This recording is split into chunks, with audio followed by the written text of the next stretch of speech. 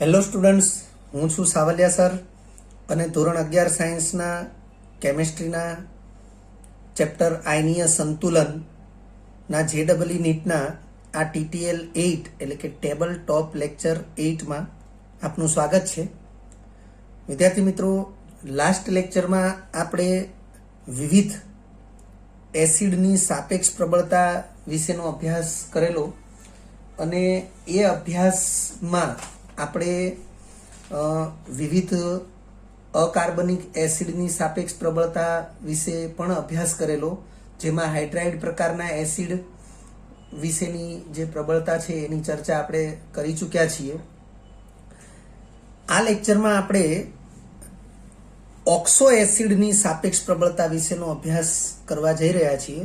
એ ઉપરાંત પણ કાર્બનિક એસિડ છે એની પણ સાપેક્ષ પ્રબળતાનો અભ્યાસ કરીશું. વિદ્યાર્થી મિત્રો, અહીં સ્મોલ a કરીને આપણે એક બાબત દર્શાવેલી છે.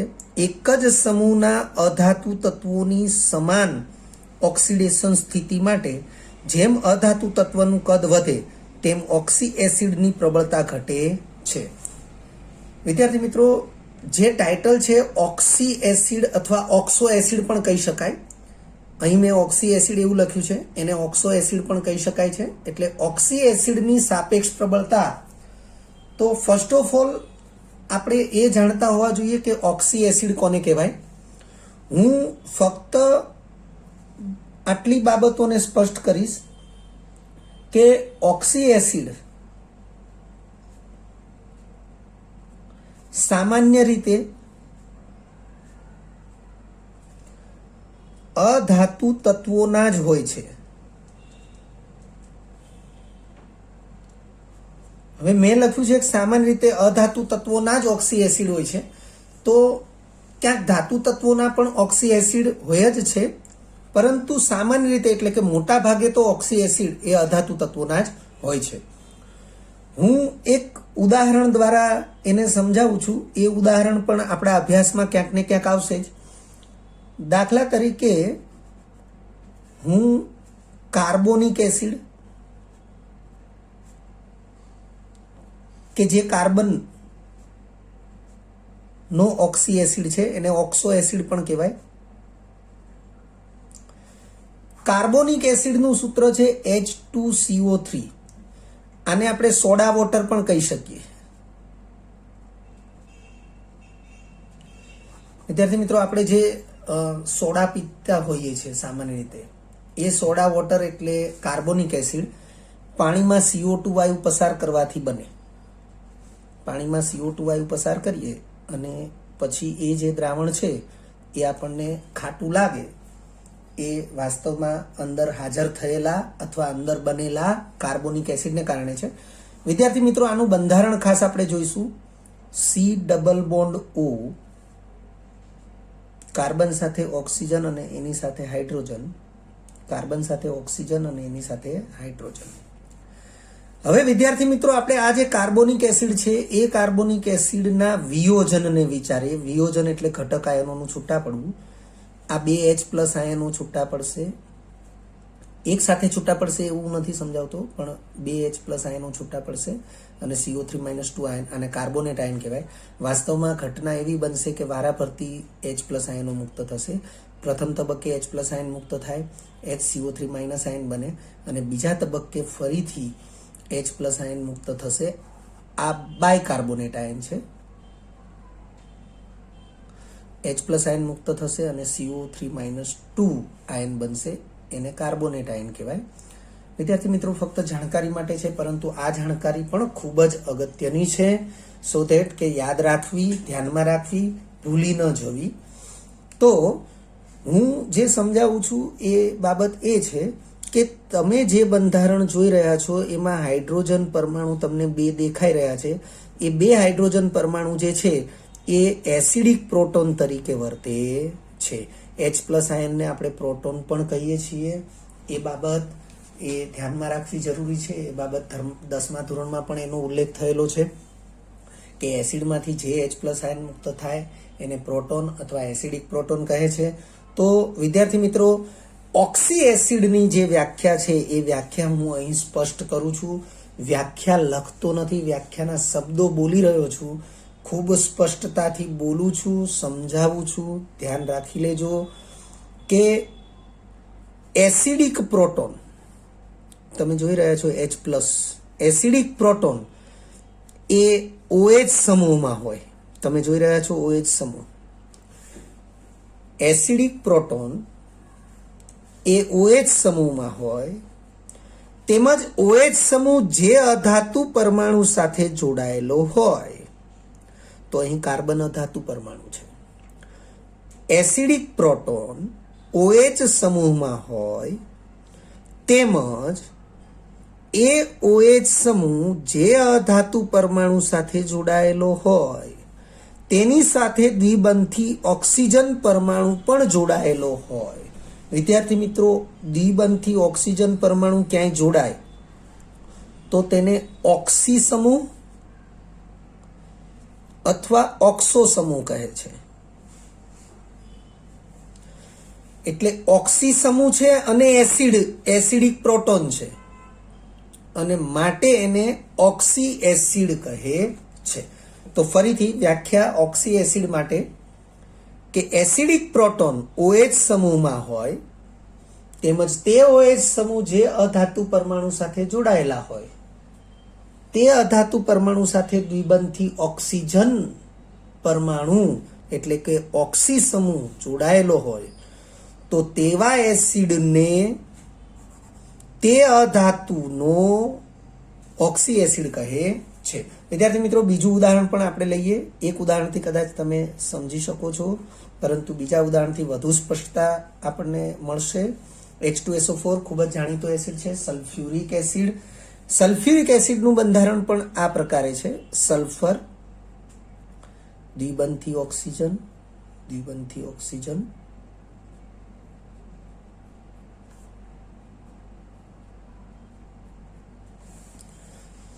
તો જે વ્યાખ્યા આપણે અહીંયા બોલ્યા હતા એ જ વ્યાખ્યા કે એસિડિક પ્રોટોન OH સમૂહમાં હોય, તેમજ તે OH સમૂહ જે અધાતુ પરમાણુ સાથે જોડાયેલો હોય, તે અધાતુ પરમાણુ દ્વિબંધથી ઓક્સિજન પરમાણુ સાથે પણ જોડાયેલો હોય, તો તેવા એસિડને તે અધાતુનો ઓક્સો એસિડ કહે છે. જેમ કે આ સલ્ફ્યુરિક એસિડ છે એને સલ્ફરનો ઓક્સો એસિડ કહેવાય, કાર્બોનિક એસિડ છે એને કાર્બનનો ઓક્સો એસિડ કહેવાય, HNO3 નાઇટ્રિક એસિડ એને નાઇટ્રોજનનો ઓક્સો એસિડ કહેવાય. એટલે ઓક્સો એસિડ અથવા ઓક્સી એસિડ એના વિશેની સ્પષ્ટતા એ આપણે જાણતા હોવા જોઈએ.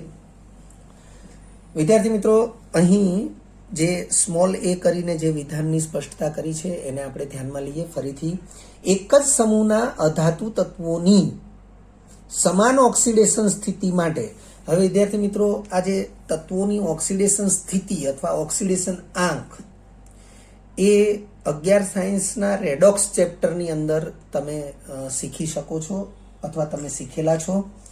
તો ઓક્સિડેશન સ્થિતિ અથવા ઓક્સિડેશન આંક એ તમે શોધી શકવા જોઈએ, તો તમને આ જે વિધાન છે એ વધુ સ્પષ્ટ તમને ખ્યાલ આવશે. એક જ સમૂહના અધાતુ તત્વોની સમાન ઓક્સિડેશન સ્થિતિ માટે જેમ અધાતુ તત્વનું કદ વધે તેમ ઓક્સી એસિડની પ્રબળતા ઘટે છે. અધાતુ તત્વનું કદ વધે તેમ ઓક્સી એસિડની પ્રબળતા ઘટે છે. દાખલા તરીકે હેલોજન તત્વોની +1 ઓક્સિડેશન સ્થિતિ માટે ઓક્સી એસિડની પ્રબળતાનો સાપેક્ષ ક્રમ. તો તમે જો HOCl હેલોજનનો ઓક્સો એસિડ છે, H એટલે ક્લોરીનનો, HOBr એ પણ હેલોજનનો ઓક્સો એસિડ છે એટલે કે બ્રોમિનનો ઓક્સો એસિડ છે, HOI તો એ આયોડિનનો ઓક્સો એસિડ છે. કહેવાનો અર્થ એટલો છે કે અચ્છા, એક બીજી બાબતની સ્પષ્ટતા કરી દઈએ કે આ એક જ સિરીઝ એવી છે ઓક્સો એસિડની કે જે ઓક્સી એસિડની વ્યાખ્યામાં 2 પાર્ટ છે કે એસિડિક પ્રોટોન OH સમૂહમાં હોવો જોઈએ અને એ OH સમૂહ જે અધાતુ સાથે જોડાયેલો હોય તે અધાતુ સાથે દ્વિબંધી ઓક્સિજન પરમાણુ પણ જોડાયેલો હોય. તો એવા 2 પાર્ટ કે એસિડિક પ્રોટોન OH માં હોવો જોઈએ અને OH સમૂહ જે અધાતુ પરમાણુ સાથે જોડાયેલો હોય તેની સાથે દ્વિબંધથી ઓક્સિજન પણ જોડાયેલો હોય, એ પૈકી ફક્ત પહેલો પાર્ટ કે એસિડિક પ્રોટોન OH સમૂહમાં હોય એનું જ પાલન કરે એવા ઓક્સો એસિડમાં HOCl, HOBr ને HOI આવશે. અન્ય કોઈ પણ અધાતુ તત્વોના ઓક્સો એસિડ લેવામાં આવે તો એ ઓક્સી એસિડ અથવા ઓક્સો એસિડની વ્યાખ્યાનું સંપૂર્ણ પાલન કરે છે. તો હેલોજન તત્વોની +1 ઓક્સિડેશન સ્થિતિ માટે ઓક્સી એસિડની પ્રબળતાનો સાપેક્ષ ક્રમ, તો અહીંયા HOCl, તો સમૂહમાં વિચારીએ તો 17મા સમૂહમાં ક્લોરીન, એની નીચે બ્રોમિન, એની નીચે આયોડિન આવશે, ઉપર ફ્લોરિન આવશે. પણ ફ્લોરિન જે છે એ ફ્લોરિનનો આ જે ઓક્સો એસિડ જે આપણે વિચારીએ છીએ એ ઓક્સો એસિડ એમાં ફ્લોરિનની ઓક્સિડેશન સ્થિતિ +1 હોતી નથી, કારણ કે ફ્લોરિન કોઈ પણ સંયોજનમાં ક્યારેય પ્લસ ઓક્સિડેશન સ્થિતિ ધરાવશે નહીં. અને આપણે અહીંયા સ્પષ્ટતા કરી દઈએ કે HOF ફ્લોરિનનો આ ઓક્સો એસિડ શક્ય છે, અસ્તિત્વમાં છે, પરંતુ એમાં ફ્લોરિનની ઓક્સિડેશન સ્થિતિ +1 નથી અને તેથી અહીંયા ઉદાહરણમાં આપણે એને લેતા નથી. કારણ કે અહીંયા લખ્યું છે હેલોજન તત્વોની +1 ઓક્સિડેશન સ્થિતિ માટે, તો આ જે HOF એસિડ છે એમાં ફ્લોરિનની ઓક્સિડેશન સ્થિતિ +1 નથી અને તેથી આપણે અહીંયા એને ઉદાહરણમાં લીધો નથી. તો હેલોજન તત્વોની +1 ઓક્સિડેશન સ્થિતિ માટે ઓક્સી એસિડની પ્રબળતાનો સાપેક્ષ ક્રમ, તો તમે જુઓ સમૂહમાં ક્લોરીન, નીચે બ્રોમિન, નીચે આયોડિન, એટલે હેલોજન તત્વ એટલે કે અધાતુ તત્વનું કદ વધે છે. તો અહીંયા લખ્યું છે અધાતુ તત્વનું કદ વધે તેમ ઓક્સી એસિડની પ્રબળતા ઘટે છે. તો HOCl ની પ્રબળતા સૌથી વધારે, HOBr ની એનાથી ઓછી, HOI ની એનાથી પણ ઓછી.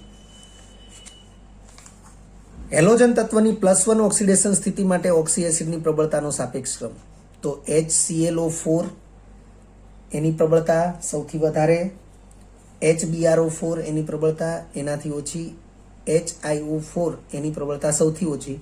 વિદ્યાર્થી મિત્રો, આમાં ક્લોરીન, બ્રોમિન અને આયોડિન એનો ઓક્સિડેશનાંક +1 છે, જ્યારે આમાં ક્લોરીન, બ્રોમિન અને આયોડિન એનો ઓક્સિડેશનાંક +7 છે.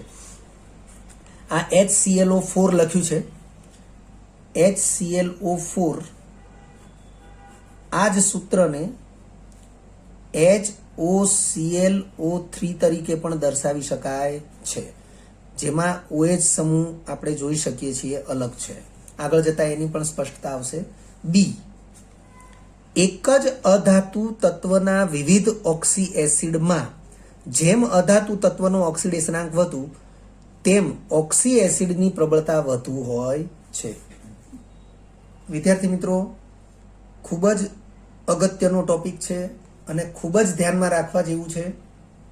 ખાસ કરીને એસિડની પ્રબળતાનો સાપેક્ષ ક્રમ એની આપણે ચર્ચા કરી રહ્યા છીએ, પરંતુ આ જ માહિતી એ પ્રબળ ઓક્સિડેશન કરતા કે પ્રબળ રિડક્શન કરતાની પસંદગી માટે પણ એ ખૂબ અગત્યની માહિતી છે. એટલે હું ઓરલી કંઈક બોલી રહ્યો છું, પણ એને તમે કાયમ યાદ રાખો એ મહત્વનું છે. ફરીથી, એક જ અધાતુ તત્વના વિવિધ ઓક્સી એસિડમાં જેમ અધાતુ તત્વનો ઓક્સિડેશનાંક વધુ તેમ ઓક્સી એસિડની પ્રબળતા પણ વધુ હોય છે. દાખલા તરીકે પહેલા નંબરે લખ્યું છે ક્લોરીનના ઓક્સો એસિડ અથવા ક્લોરીનના ઓક્સી એસિડ, તો HOCl એમાં ક્લોરીનનો ઓક્સિડેશનાંક +1 છે. HOClO, તો HOClO છે એને અથવા કરીને HClO2 લખ્યું છે, તમે જોઈ શકો છો, અને એમાં ક્લોરીનનો ઓક્સિડેશનાંક +3 છે. HOClO2 એને જ અથવા કરીને HClO3 લખ્યું છે, જેમાં ક્લોરીનનો ઓક્સિડેશનાંક +5 છે. વિદ્યાર્થી મિત્રો, આ ઓક્સિડેશનાંક +1, +3, +5 કેવી રીતે, તો એની સ્પષ્ટતા અથવા તો એનો ખુલાસો એ રેડોક્સ ચેપ્ટરની અંદર કરવામાં આવ્યો છે. એવી રીતે સૌથી વધુ પ્રબળ ઓક્સી એસિડ તરીકે HOClO3 છે. મેં હમણાં જ સ્પષ્ટતા કરી કે HClO4 છે અને HOClO3 તરીકે પણ લખી શકાય, જેમાં ક્લોરીનનો ઓક્સિડેશનાંક +7 છે અને એને અથવા કરીને HClO4 લખેલું છે. એવું જ બીજું ઉદાહરણ લખ્યું છે સલ્ફરના ઓક્સી એસિડ માટે. તો તમે જો સલ્ફરના 2 ઓક્સી એસિડ આપ્યા છે, H2SO3 જેમાં સલ્ફરનો ઓક્સિડેશનાંક +4 છે અને H2SO4 જેમાં સલ્ફરનો ઓક્સિડેશનાંક +6 છે.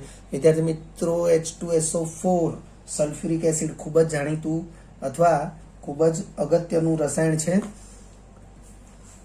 એ પછી ત્રીજા નંબરે આપણે નાઇટ્રોજનના ઓક્સી એસિડને ઉદાહરણ તરીકે લીધું છે. નાઇટ્રોજનના 2 ઓક્સી એસિડ HNO2 અને નાઇટ્રસ એસિડ કહેવાય, HNO3 જેને નાઇટ્રિક એસિડ કહેવાય.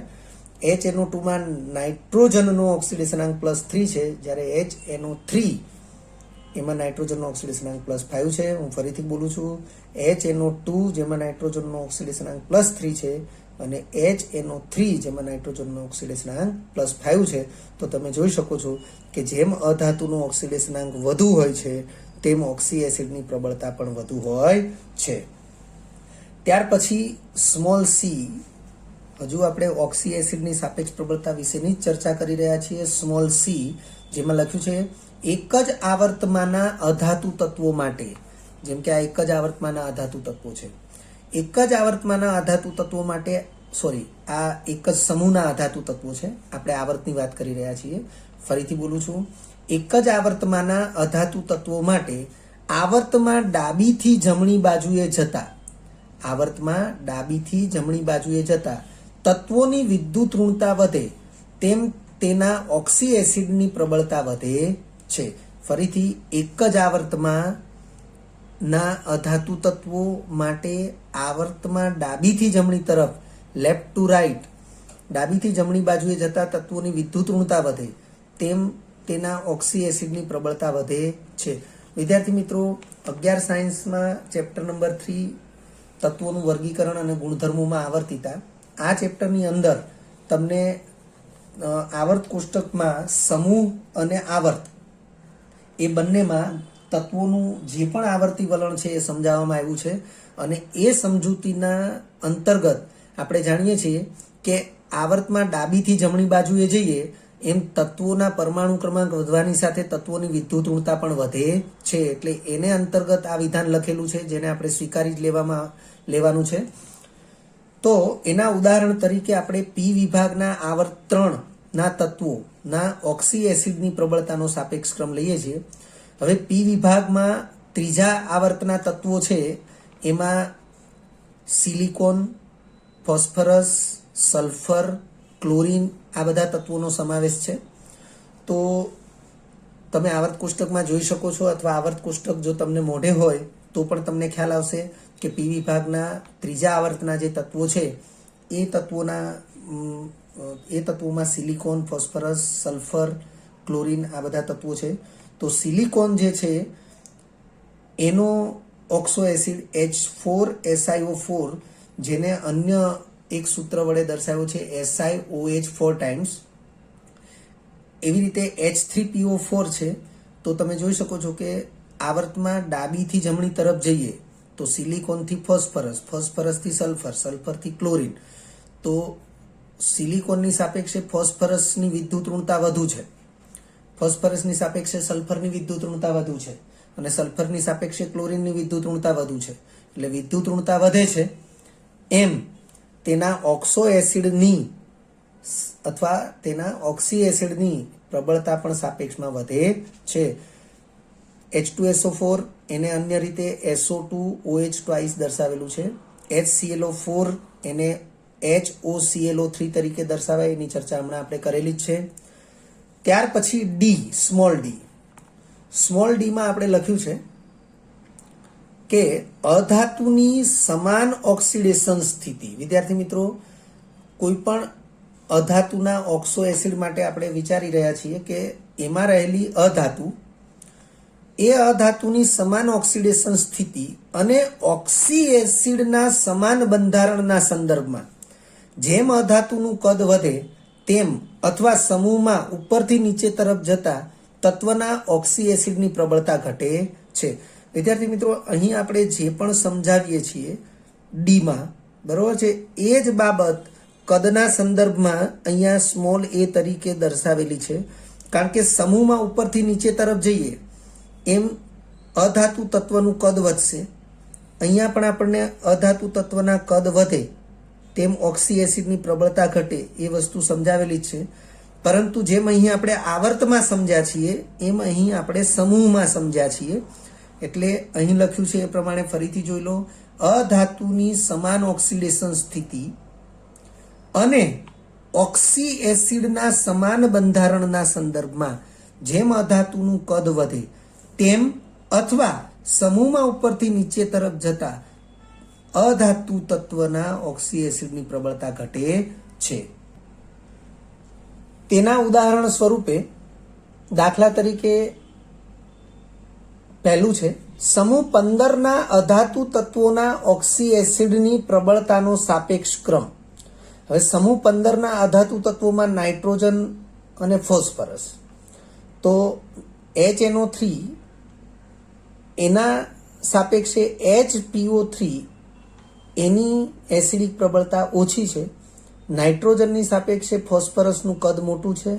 સમૂહ 15માં આપણે વિચારીએ તો નાઇટ્રોજન, ફોસ્ફરસ, આર્સેનિક આ પ્રમાણે તત્વો આવે છે. નાઇટ્રોજનની સાપેક્ષે ફોસ્ફરસનું કદ મોટું, ફોસ્ફરસની સાપેક્ષે આર્સેનિકનું કદ મોટું.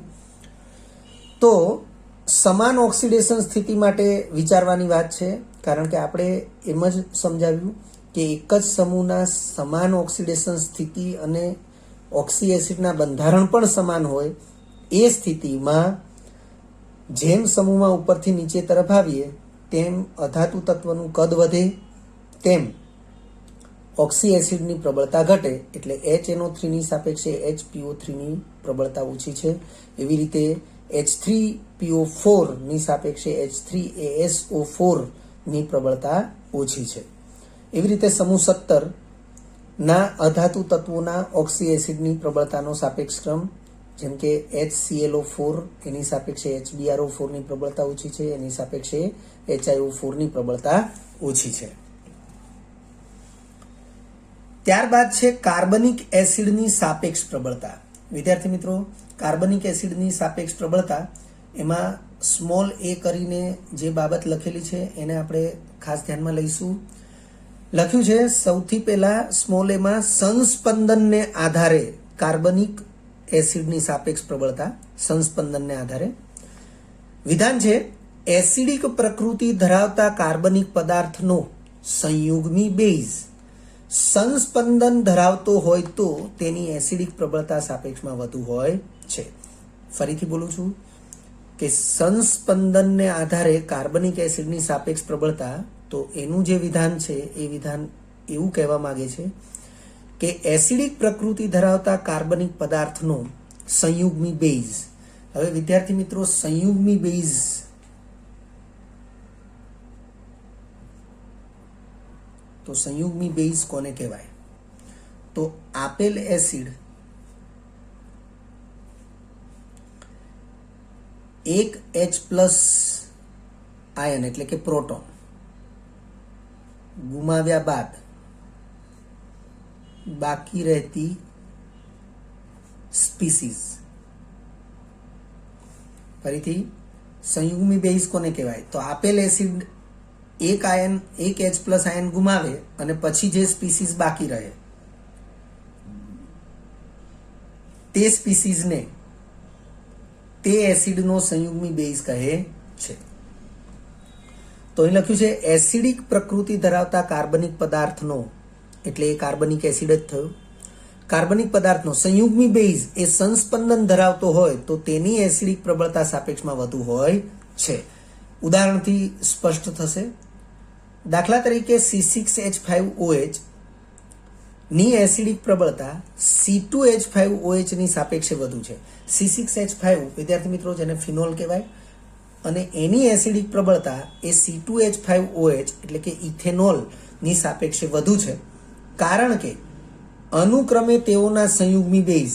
હવે આ C6H5OH એમાંથી H+ ને દૂર કરીએ તો બાકી રહેશે C6H5O, પણ O ઉપર માઇનસ વીજભાર રહેશે કારણ કે H+ દૂર થાય, ધન આયન તરીકે ધન વીજભાર દૂર થાય છે, તો ઋણ આયન બાકી રહેશે, એટલે C6H5O- જે C6H5OH એટલે કે ફિનોલ એનો સંયુગ્મી બેઝ છે, જેને ફિનોક્સાઇડ આયન કહેવાય. હવે આ ફિનોક્સાઇડ આયન છે એ સંસ્પંદન ધરાવે છે, કારણ કે ફિનોલ છે એનું બંધારણ, ફિનોલનું બંધારણ ધ્યાનથી જોજો વિદ્યાર્થી મિત્રો, 12 સાયન્સમાં આલ્કોહોલ, ફિનોલ અને ઇથર નામનું ચેપ્ટર, એની અંદર આ ફિનોલનું બંધારણ આવે જ છે. ફિનોલના બંધારણમાં તમે જોઈ શકો છો કે બેન્ઝીન છે. હવે આમાંથી ફિનોક્સાઇડ આયન બને ત્યારે આ H+ તરીકે દૂર થાય અને ઓક્સિજન ઉપર ઋણ વીજભાર રહી જાય. તો એવા સંજોગોમાં આ ફિનોક્સાઇડ આયન એ આ બેન્ઝીનને કારણે સંસ્પંદન ઘટના અનુભવે છે. અને બેન્ઝીનને કારણે સંસ્પંદન ઘટના અનુભવે છે, પરંતુ બીજો જે એસિડ છે C2H5OH જે ઇથેનોલ છે, ઇથેનોલનું બંધારણ છે CH3CH2OH. હવે આ H+ તરીકે દૂર થાય અને આટલો ઇથોક્સાઇડ આયન બાકી રહે માઇનસ તરીકે. તો આ જે CH3CH2 શૃંખલા છે એમાં ક્યાંય સંસ્પંદન થતું નથી અને તેથી આપણે કહી શકીએ કે ફિનોલ C6H5OH ફિનોલ એનો સંયુગ્મી બેઝ ફિનોક્સાઇડ આયન એમાં સંસ્પંદન થાય છે, જ્યારે ઇથેનોલ એનો સંયુગ્મી બેઝ ઇથોક્સાઇડ આયન એમાં સંસ્પંદન થતું નથી. એટલે ફિનોક્સાઇડ આયનમાં સંસ્પંદન થાય છે તો ફિનોલની એસિડિક પ્રબળતા વધુ છે, પણ ઇથોક્સાઇડ આયનમાં સંસ્પંદન થતું નથી એટલે ઇથેનોલની એસિડિક પ્રબળતા સાપેક્ષમાં ઓછી છે. સ્મોલ b કરીને બીજું પરિબળ લખ્યું છે કે કાર્બન પરમાણુના સંકરણને આધારે કાર્બનિક એસિડની સાપેક્ષ પ્રબળતા. તો વિદ્યાર્થી મિત્રો અહીં લખ્યું છે કાર્બનિક એસિડમાં એસિડિક પ્રોટોન તરીકે વર્તતો હાઇડ્રોજન પરમાણુ જો કાર્બન પરમાણુ સાથે સીધો જ જોડાયેલો હોય તો તે કાર્બન પરમાણુના સંકરણમાં જેમ S લાક્ષણિકતા વધુ હોય તેમ એસિડિક પ્રબળતા વધુ હોય છે. વિદ્યાર્થી મિત્રો, આ વિધાન હું ફરીથી જ બોલું છું. કાર્બનિક એસિડમાં એસિડિક પ્રોટોન તરીકે વર્તતો હાઇડ્રોજન પરમાણુ જો કાર્બન પરમાણુ સાથે સીધો જ જોડાયેલો હોય, એટલે કાર્બન સાથે સીધો જ હાઇડ્રોજન જોડાયેલો હોય. આપણે ઓક્સો એસિડની વાત કરતા હતા ત્યારે હાઇડ્રોજન એટલે કે એસિડિક પ્રોટોન એ ઓક્સિજન સાથે જોડાયેલો હોય એવી વાત કરતા હતા, પરંતુ અહીં જે વાત થઈ રહી છે એમાં કાર્બનિક એસિડમાં એસિડિક પ્રોટોન તરીકે વર્તતો હાઇડ્રોજન એ કાર્બન પરમાણુ સાથે સીધો જ જોડાયેલો હોય તો તે કાર્બન પરમાણુના સંકરણમાં S લાક્ષણિકતા વધુ હોય તેમ એસિડિક પ્રબળતા વધુ હોય છે. હવે વિદ્યાર્થી મિત્રો, આ S લાક્ષણિકતા જે છે એને આપણે સમજવી જરૂરી છે. તો આપણે આગળ વધીએ, S લાક્ષણિકતાને સમજીએ. જેમ કે વિવિધ સંકરણમાં S લાક્ષણિકતાનો સાપેક્ષ ક્રમ. સંકરણથી તો આપણે પરિચિત જ છીએ. sp સંકરણ છે કાર્બન માટે, એવી રીતે sp2 સંકરણ છે, એવી રીતે sp3 સંકરણ છે. તો sp સંકરણમાં S લાક્ષણિકતા સૌથી વધારે છે, sp2 સંકરણમાં S લાક્ષણિકતા ઓછી છે અને sp3 સંકરણમાં S લાક્ષણિકતા સૌથી ઓછી છે. તો વિદ્યાર્થી મિત્રો, આપણે S લાક્ષણિકતાને આવી રીતે સમજી શકીએ. જેમ કે આ sp સંકરણ છે તો ઘાતાંક બંનેની એક એક છે. sp2 સંકરણ છે તો s નો ઘાત 1 છે, p નો ઘાત 2 છે. sp3 સંકરણ છે તો s નો ઘાત 1 છે અને p ની ઘાત 3 છે. વિદ્યાર્થી મિત્રો, જે ઘાત છે એ સંકૃત કક્ષકોની સંખ્યા છે.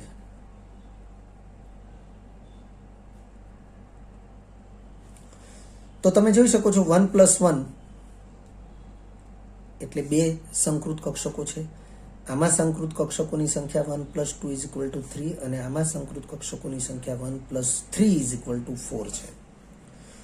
તો વિદ્યાર્થી મિત્રો, આપણે એ જોઈ રહ્યા છીએ કે 2 સંકૃત કક્ષકમાં S ની સંકૃત કક્ષક 1 છે,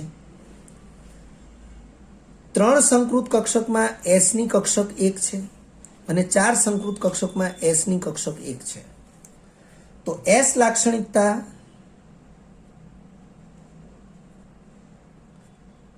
બરાબર સંકરણમાં ભાગ લેતી S કક્ષકની સંખ્યા છેદમાં કુલ સંકૃત કક્ષકોની સંખ્યા ગુણ્યા 100 અને જે જવાબ આવશે એ ટકામાં. હવે તમે sp સંકરણને વિચારો તો sp સંકરણ આ રહ્યું. કેટલી sp સંકરણમાં એસ લાક્ષણિકતા બરાબર, તો એસપી સંકરણમાં એસ લાક્ષણિકતા બરાબર, તો કુલ સંકૃત કક્ષકો એસપી સંકરણમાં 2 છે, એમાં એસ પ્રકારની જે કક્ષકો ભાગ લે છે એ 1 છે અને ગુણ્યા 100 કરીએ તો આ જવાબ આવશે 50%. એ જ રીતે sp2 સંકરણમાં એસ લાક્ષણિકતાને વિચારીએ તો કુલ સંકૃત કક્ષકો 3 છે અને એમાં એસ સંકરણમાં ભાગ લેતી એસ કક્ષકની સંખ્યા 1 છે, ગુણ્યા 100 કરીએ તો એ જવાબ આવશે 33.33%. અને એ જ પ્રકારે આપણે sp3 સંકરણમાં એસ લાક્ષણિકતાને વિચારીએ તો સૂત્ર પ્રમાણે કુલ સંકૃત કક્ષકો 4 છે જેને છેદમાં લખીશું અને ભાગ લેતી એસ કક્ષક સંકરણમાં ભાગ લેતી એસ કક્ષકની સંખ્યા 1 છે, ગુણ્યા 100 કરીએ થશે 25%. તો કહેવાનો અર્થ કે એસપી સંકરણમાં એસ લાક્ષણિકતા 50% છે, એટલે એસપી સંકરણમાં એસ લાક્ષણિકતા સૌથી વધારે છે. sp2 સંકરણમાં એસ લાક્ષણિકતા 33.33% છે, એટલે 50%ની સાપેક્ષે ઓછી છે. અને sp3 સંકરણ કે જેમાં એસ લાક્ષણિકતા 25% છે, એટલે એ સૌથી ઓછી છે. હવે જેમ એસ લાક્ષણિકતા વધુ તેમ એસિડિક પ્રબળતા વધુ, તો આપણે અનુરૂપ પદાર્થોના ઉદાહરણ લીધા છે કે આથી એસિડિક પ્રબળતાનો સાપેક્ષ ક્રમ, હવે આ જે સંકરણ છે એને અનુરૂપ કાર્બન પરમાણુ ધરાવતા પદાર્થોના ઉદાહરણ છે, જેમ કે CH ટ્રિપલ બોન્ડ CH, આને ઇથાઇન કહેવાય, અને તમે જોઈ શકો છો કે એસિડિક પ્રોટોન એટલે કે આ હાઇડ્રોજન એસિડિક પ્રોટોન તરીકે વર્તે છે જે સીધો કાર્બન પરમાણુ સાથે જોડાયેલો છે, અને અહીં બંને કાર્બન પરમાણુનું સંકરણ sp છે. આ છે ઇથિન, આ છે ઇથાઇન, આ ઇથિન અને આ ઇથેન. ઇથિનમાં બંને કાર્બન પરમાણુનું સંકરણ sp2 છે, તો આની સાપેક્ષે આની એસિડિક પ્રબળતા ઓછી છે. અને ઇથેન એમાં બંને કાર્બન પરમાણુનું સંકરણ sp3 છે, તો સૌથી ઓછી એસિડિક પ્રબળતા એ ઇથેનની છે. વિદ્યાર્થી મિત્રો, જો તમને આ વિડીયો લેક્ચર ગમ્યો હોય તો લાઇક આપજો, શેર કરજો અને સબસ્ક્રાઇબ પણ કરજો. અગાઉના લેક્ચરનું રિવિઝન અને પાઠ્યપુસ્તકનું વાંચન કરતા રહેજો. આ લેક્ચર અંગે કોઈ પણ ડિફિકલ્ટી હોય તો મને વોટ્સઅપ કરી શકાય. આભાર. ફરી મળીશું નવા વિડીયો લેક્ચરમાં.